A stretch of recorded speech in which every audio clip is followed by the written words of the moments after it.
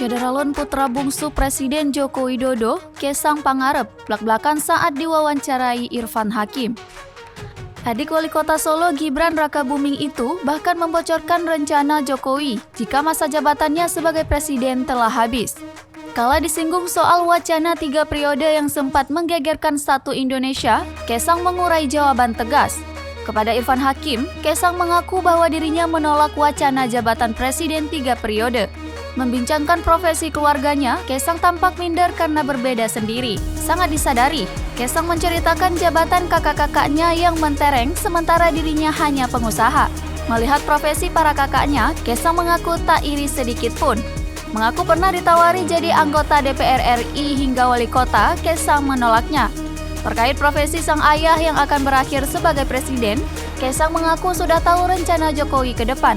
Diakui Kaesang, kesibukan sang ayah nantinya tidak akan berkurang meski tidak lagi menjadi presiden.